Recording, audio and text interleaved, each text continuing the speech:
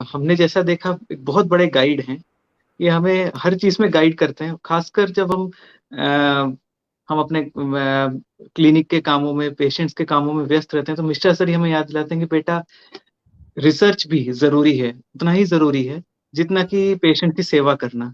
दोनों साथ-साथ चलना चाहिए और मिश्रा सर ही हमें इस चीज़ के लिए प्रेरणा देते हैं, हमें नए-नए आइडियाज़ देते हैं कि कैसे आगे लेके जाया जाए।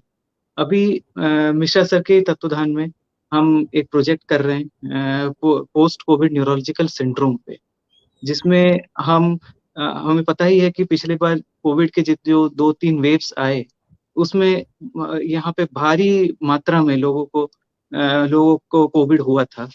लेकिन ये भी देखा गया है कि कोविड के ठीक होने के बाद भी बहुत सारे लक्षण लोगों में रह गए हैं, जैसे कि सिर दर्द और बदन दर्द और थकान और जोड़ों में दर्द और ध्यान में कमी, काम ना कर पाना और बहुत सारे साइकियाट्रिक बीमारियाँ जो हैं, वो लोगों में बढ़ते जा रहे हैं। ऐसे पेशेंट्स हमारे क्लिनिक में आए दिन बढ़ते जा रहे हैं।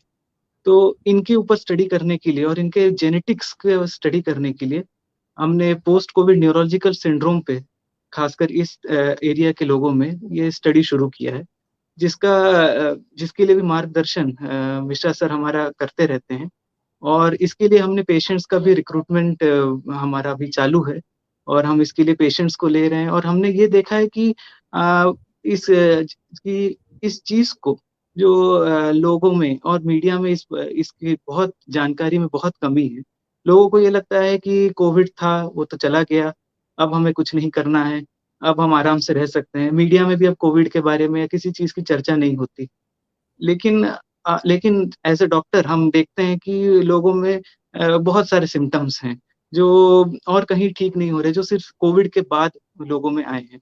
तो मुझे लगता है कि अब लोगों को इसकी तरफ भी ध्यान देना चाहिए और ना केवल लोगों को बल्कि दूसरे अस्पतालों को और दूसरे एजुकेशन इंस्टीट्यूट्स को भी पोस्ट कोविड पे भी ध्यान देना चाहिए, ताकि इसके लिए भी कुछ कारगर हम कुछ कर सकें। और हमारा ये जो रिसर्च है कि जेनेटिक्स ऑफ पोस्ट कोविड, ये इसी के में एक पहला कदम है। इसी इसी का रोकथाम और इसके निराकरण के लिए पहला कदम होगा। जी, बहुत शुक्रिया निखिल।